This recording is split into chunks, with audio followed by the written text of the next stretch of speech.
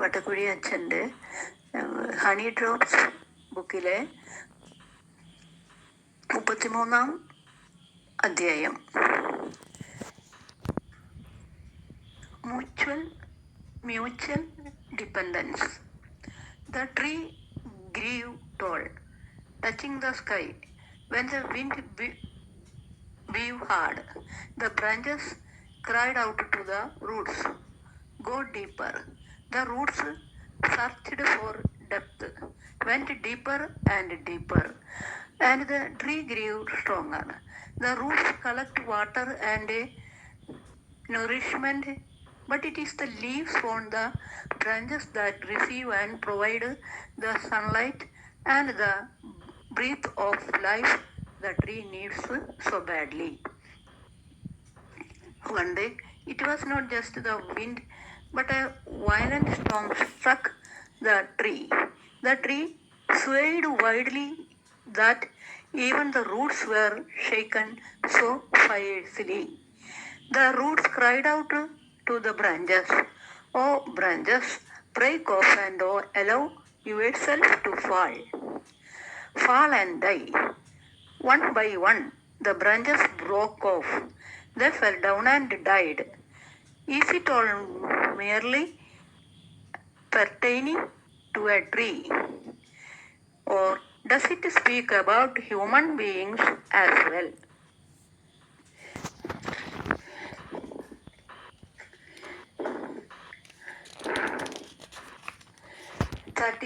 Stones. As I was walking hurriedly, I noticed a man breaking stones. Even the stone cutter. One must see God. So goes the moral teaching. But my entire attention was on the stones themselves, the different kinds of stones. Laterite, granite, white stone, limestone, and so on. Stones to build roads, stones to build bridges, stones for the construction of the temples and churches, stones and to prepare altars, stones to build walls and to make doors. Stones are needed for prisons and for tombs too. Stones can be used to carve statues and also to break statues. I too am a stone, but not to walls that separate, but to become doors, to become paths, to build bridges. That is my desire. Not to be a prison, but to become a temple, but to go beyond the tomb and to reach up to the altar. That is my task and my effort. 35. None is sin-proof. David, man after God's own heart. Acts 13:22. The youngest of Jesus' 8 valiant sons, setting aside all his 7 siblings, strong and handsome. Yet God chose this tender young boy, the 8th one. As Goliath abused and hurled threats against the Israelites, there across a deliverer, none other than David the little one. Not only did Goliath mock the Israelites, this brute dared even to challenge their God. David brought him down to the ground with nothing in hand but a stone and a sling, and then David, chopped off his head. Yet one day, even this great David, the one who won God's heart, fell into sin. He went against 3 commandments. 2 Sam 11:12. He desired for Bathsheba, the wife of his own army commander Uriah, and he committed adultery with her.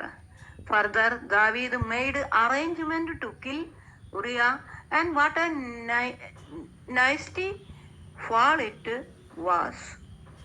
One who was anointed by heaven, one who was after God's heart, one who was acceptable to God's people, even he fell into sin miserably.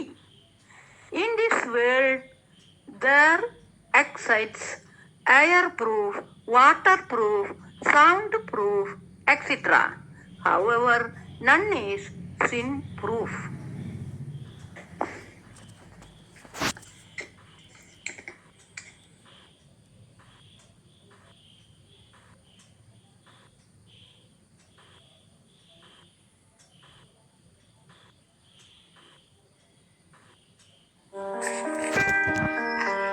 എന്നേക്കാളധികം പിതാവിനെയോ മാതാവിനെയോ സ്നേഹിക്കുന്നവൻ എനിക്ക് യോഗ്യനല്ല. എന്നേക്കാളധികം പുത്രനെയോ പുത്രിയെയോ സ്നേഹിക്കുന്നവനും എനിക്ക് യോഗ്യനല്ല. സ്വന്തം കുരിശെടുത്ത് എന്നെ അനുഗമിക്കാത്തവൻ എനിക്ക് യോഗ്യനല്ല. സ്വന്തം ജീവൻ കണ്ടെത്തുന്നവൻ അത് നഷ്ടപ്പെടുത്തും. എന്നെ പ്രതി സ്വന്തം ജീവൻ നഷ്ടപ്പെടുത്തുന്നവൻ അത് കണ്ടെത്തും.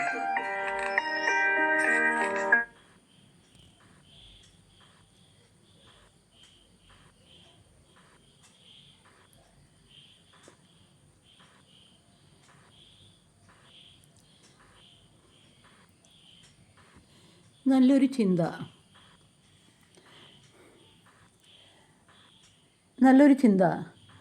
2 സിംഹങ്ങൾക്ക് നടുവിലൂടെ നടന്നു വരുന്ന മാനിനെ കണ്ട് സന്യാസി ചോദിച്ചു, നിനക്ക് ഇവരുടെ കൂടെ നടക്കാൻ ഭയമില്ലേ?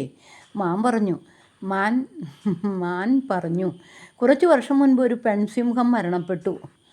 അവളുടെ 2 കുഞ്ഞുങ്ങൾ വിശപ്പും ദാഹവും മൂലം വലഞ്ഞു നടക്കുകയായിരുന്നു. ഞാൻ അവരെ എൻ്റെ കുഞ്ഞുങ്ങൾക്കൊപ്പം വളർത്തി. അവരാണ് ഇവർ. തൊട്ടടുത്തുള്ള മരക്കൊമ്പിലിരുന്ന് തത്ത ഇതെല്ലാം കേട്ടു. അല്പം കഴിഞ്ഞപ്പോൾ പരിക്കേറ്റ് കിടക്കുന്ന പാമ്പിനെ കണ്ടു. അത് താഴെ വന്ന് പാമ്പിൻ്റെ ദേഹത്ത് തറച്ച മുള്ളുകൾ ഓരോന്നായി വലിച്ചെടുത്തു.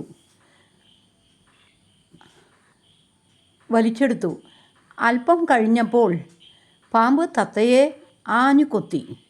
വിഷമേറ്റ് കിടക്കുന്ന തത്തയെ കണ്ട സന്യാസി കാര്യമന്വേഷിച്ചു. തത്ത പറഞ്ഞു,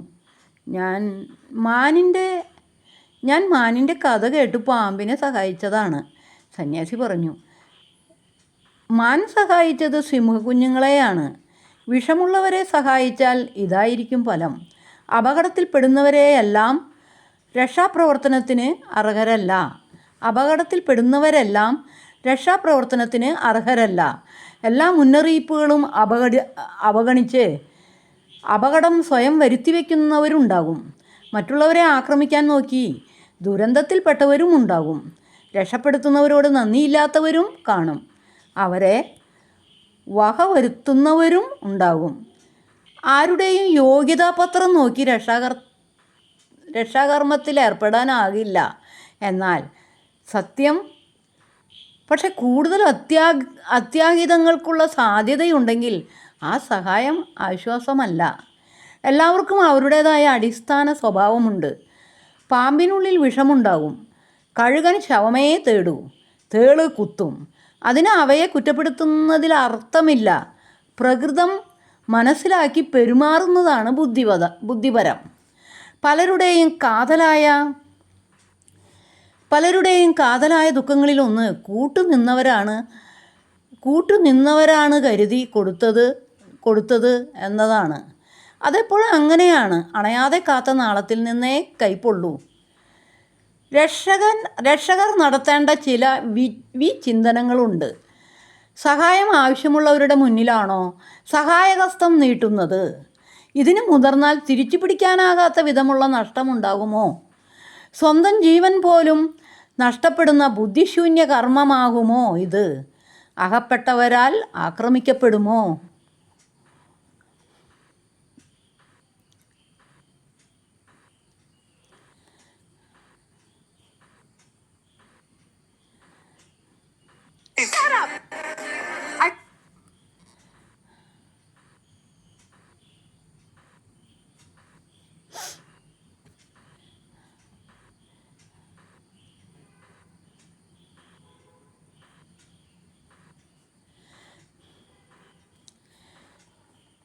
ചില മനുഷ്യരുണ്ട്, മുന്നിലെത്തുന്ന എല്ലാവരോടും ഒരുപോലെ പെരുമാറുന്ന ചിലർ. മുന്നിലെത്തുന്നവരോടെല്ലാം ചിരിച്ചുകൊണ്ട് സംസാരിക്കുന്നവർ, ആരെയും വെറുപ്പിക്കാതിരിക്കാൻ വേണ്ടി എല്ലാവരെയും ബഹുമാനിക്കുന്നവർ, മറുത്തൊരു വാക്കുപോലും ആരോടും പറയാത്തവർ. ആ മനുഷ്യരെയൊക്കെ ഒന്ന് നിരീക്ഷിച്ചാൽ ഒരു കാലഘട്ടത്തിനപ്പുറം വലിയൊരു ചതിയുടെയോ വഞ്ചനയുടെയോ ഇരയായി കണ്ണീർ വാർക്കുന്നത് കാണാം.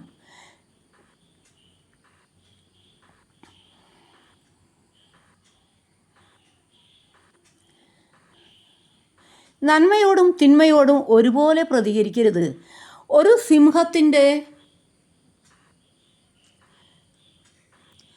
സിംഹത്തിൻ്റെ മുന്നിലകപ്പെട്ട മാൻകുട്ടി മറ്റൊരു മാനിനോട് ഇടപെടുന്ന പോലെയല്ലല്ലോ പെരുമാറുന്നത്. ഒന്നുകിൽ പ്രാണനം കൊണ്ട് ഓടി രക്ഷപ്പെടുക, അതല്ലെങ്കിൽ കൂർത്ത കൊമ്പുകൾ കൊണ്ട് പൊരുതി നിൽക്കുക. അതുപോലെയാവണം നമ്മളും. മാലാഖയോട് മാലാഖയുടെ ഭാഷയും ചെകുത്താനോട് ചെകുത്താൻ്റെ ഭാഷയും ഉപയോഗിക്കാൻ ശീലിക്കണം. ചെകുത്താനോട് മാലാഖയുടെ ഭാഷ പ്രയോഗിക്കാൻ ശ്രമിക്കരുത്. അഹങ്കാരത്തിൻ്റെ ഭാഷ മാത്രം വശമുള്ള ചില മനുഷ്യരോടൊക്കെ വിനയത്തിൻ്റെ ഭാഷയിൽ സംസാരിക്കാൻ ശ്രമിച്ചാൽ അത് നമ്മുടെ ബലഹീനതയായേ അവർ വിധിയെഴുതൂ. നമ്മളെ ചവിട്ടിമെതിക്കാൻ ശ്രമിക്കുന്നവരുടെ കാൽപാദങ്ങൾക്ക് കീഴെ ഞെരിഞ്ഞമരാൻ തയ്യാറായൊരു പൂവായി ഇടം കൊടുക്കാതെ തുളച്ചു കയറുന്നൊരു കൂർത്ത മുള്ളായി മാറണം.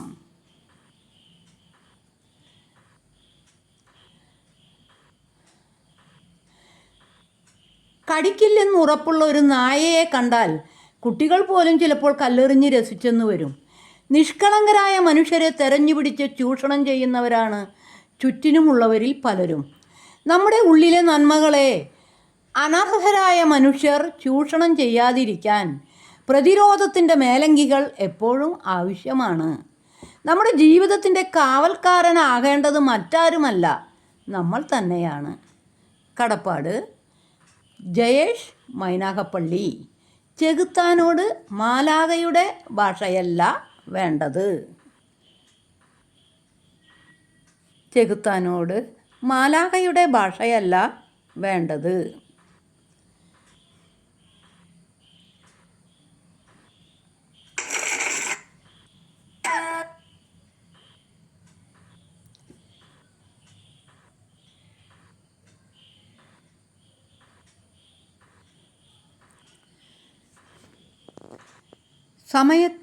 സമയത്തിന് മുൻപേ ഒന്ന് വിധിക്കരുത്.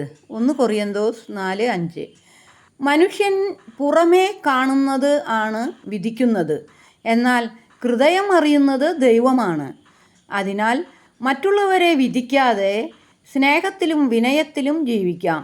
ശരിയായ സമയത്ത് ദൈവം സത്യം വെളിപ്പെടുത്തുകയും ഓരോരുത്തർക്കും യഥാർത്ഥ പ്രതിഫലം നൽകുകയും ചെയ്യും. Shalom voice.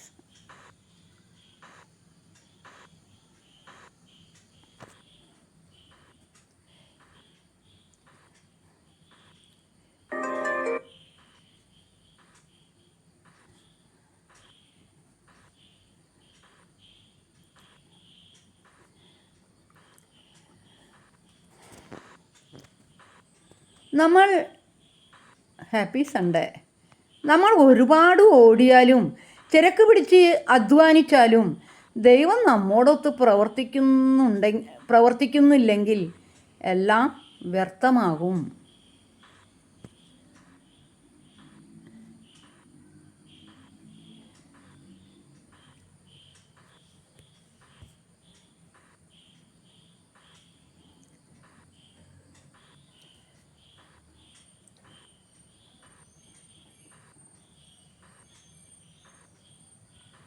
നമ്മുടെ ആണ് നമ്മുടെ ജീവിതത്തെ നിർണ്ണയിക്കുന്നത്.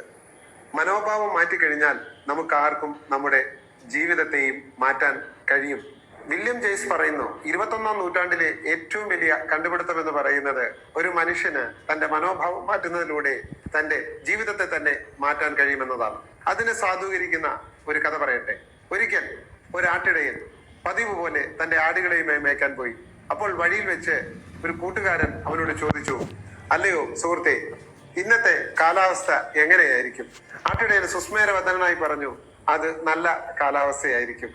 അപ്പോൾ ആ സുഹൃത്ത് ചോദിച്ചു, അതെങ്ങനെ നല്ലതായിരിക്കും എന്നൊക്കെ പറയാൻ കഴിയും? മഴ പെയ്താൽ നിങ്ങളുടെ ആടുകൾക്ക് മേയാനുള്ള അസൗകര്യമാവുകയില്ലേ?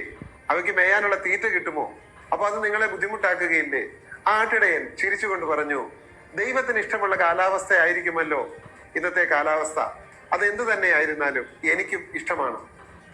നമുക്ക് നിയന്ത്രിക്കാൻ പറ്റാത്ത കാര്യങ്ങളെ അതേ രീതിയിൽ ഉൾക്കൊള്ളാനുള്ള ആ ആട്ടിടയന്റെ മനോഭാവത്തെ, ആ പ്രസന്ന മനോഭാവത്തെ നമുക്ക് സംശീകരിക്കാൻ കഴിയണം. ജീവിതത്തിൽ നമുക്ക് നിയന്ത്രിക്കാൻ പറ്റാത്ത ഒട്ടനവധി കാര്യങ്ങൾ സംഭവിക്കുന്നുണ്ട്. ആ സംഭവിക്കുന്ന കാര്യങ്ങളോട് എപ്പോഴും ഒരു പോസിറ്റീവായ മനോഭാവം കാത്തു സൂക്ഷിക്കാൻ കഴിയുന്നവരുടെ ജീവിതം എപ്പോഴും സുന്ദരവും ഭാസുരവുമായിരിക്കും. കാരണം അവരുടെ മനോഭാവം എപ്പോഴും പോസിറ്റീവാണ്. നമുക്കും അങ്ങനെ പോസിറ്റീവായ ഒരു മനോഭാവം കാത്തു സൂക്ഷിക്കാൻ കഴിയണം.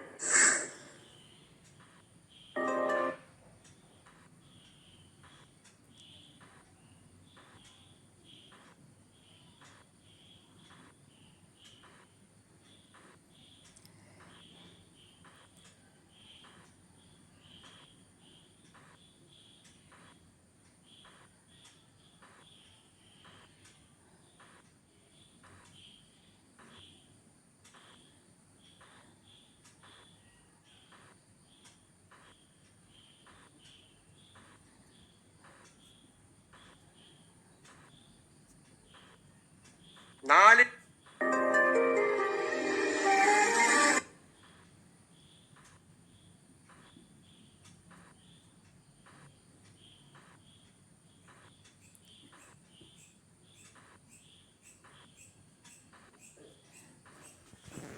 പ്രിയമുള്ളവരെ, നമ്മുടെ ജീവിതത്തിൽ ഇതുപോലെ എത്രയെല്ലാം അനുഭവങ്ങൾ ഉണ്ടായിട്ടുണ്ടല്ലേ?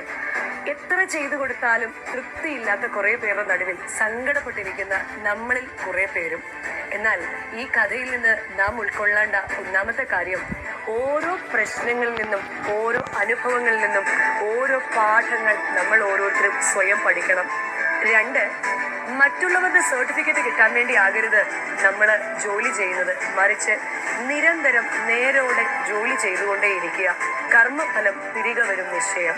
3, നാം ആർജിച്ചെടുക്കേണ്ട വലിയ നന്മ എന്നിലുള്ള ശക്തിയെ തിരിച്ചറിഞ്ഞ് എനിക്ക് സാധിക്കും, കാരണം ആരെല്ലാം കുറ്റം പറഞ്ഞാലും എന്നെ പോലെ ഞാൻ മാത്രമേ ഉള്ളൂ എന്നുള്ള ആത്മധൈര്യത്തോടുകൂടി ജോലിയിൽ ഏർപ്പെടുവാനും മറ്റുള്ളവരുടെ പ്രീതിയേക്കാൾ നിന്ന ഇല്ലാതെ ജീവിക്കുവാനും സ്വയം വിശ്വാസമർപ്പിച്ച് ജീവിക്കുവാനും എല്ലാവർക്കും സാധിക്കട്ടെ എന്ന് പ്രാർത്ഥിക്കുന്നു, ആശംസിക്കുന്നു.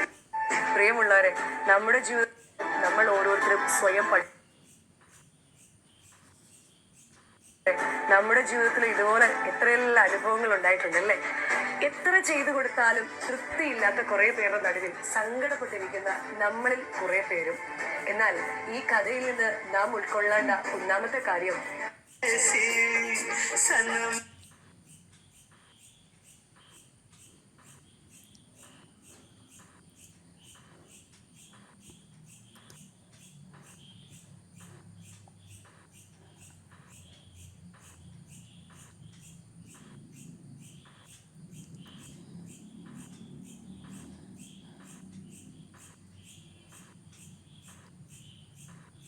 സ്വന്തം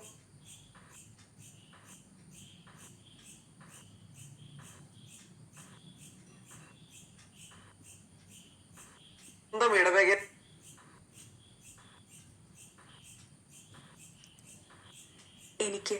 എനിക്ക് ഒരു കാര്യം കൂടി പറയാനുണ്ട്. ജനങ്ങളെ